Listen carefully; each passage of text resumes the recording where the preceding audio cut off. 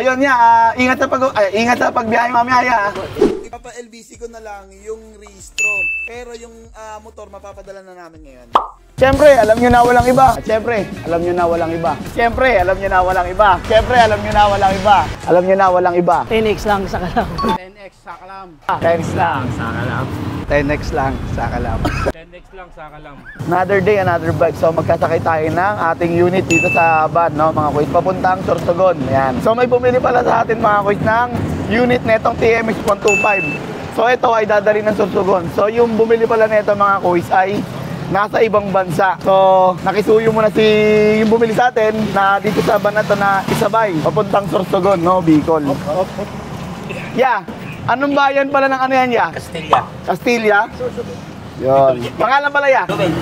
Joel. So si Kuya nga pala yung ano, nakisuyuan ni Kuya, ni Boss Alvin yung bumili sa atin ng TMX. Kasi si Boss Alvin, si Kuya Alvin, nasa ibang bansa. Nasa Yemen, yun. Andun sa Yemen. Yemen! Yeah. So palayo na ng palayo yung nagtitiwala sa atin mga kuys, no? Yung nakaraan, nagpadala tayo naman sa Birak. At ang Juanes, Bicol pa rin yun. So ngayon naman mga kuys ay sa Sorsogon, no, Bicol. So dito nga pala mga kuys, nag-ship pala tayo nationwide. Basta sagot nyo po yung shipping fee. Okay? So syempre, kahit bumili yung, syempre, di ba mga kuys, at kahit malayo yung bumili, meron pa rin tayong freebies. Okay? No? Tapos nilibre na natin yung kanyang registration. Bali to follow na yung registration para yung original ORCR. Okay mga kuys, after marehistro. Medyo na-delay lang tayo sa pagkarga dahil may pinagawa pa ako rito sa motor. Pinapalitan ko ng interior. No, kasi lumambot kanina mga kuys eh. So yun nga, ito nga pala yung freebies ni Kuya. Nagbigay na rin ng freebies, ha? So yun nga, ingat sa pagbiyahe mamaya ya. Ipapa-LBC ko na lang yung rehistro.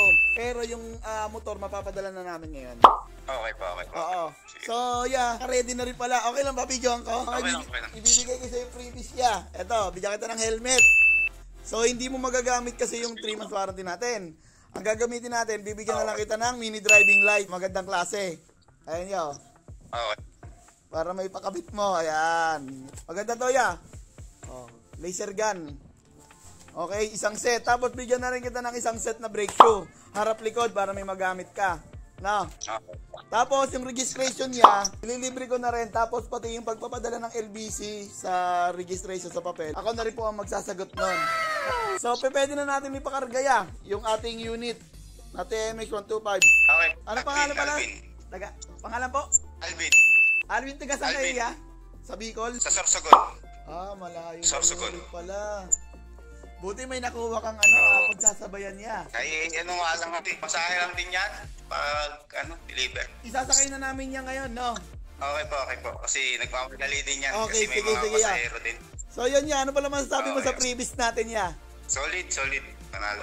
Okay, diba? So meron kang isang set na brake shoe, mini driving light, tapos siyempre yung helmet natin na laging kasama. No? Okay. Yeah, maraming salamat sa tiwala. Kahit Bicol to Caloocan, nagtiwala ka sa amin, no? At nagbayad ka agad. Sige ya, maraming salamat ya. Ingat lagi. Bye-bye. Let's go! So sa mga naghanap nga pala ng second hand unit na quality, katulad nito, ang layo na pinagdadalan, shop located tayo sa 7 Avenue Corner, Di Aquino. At syempre, alam nyo na walang iba. Tennis lang, saka lang.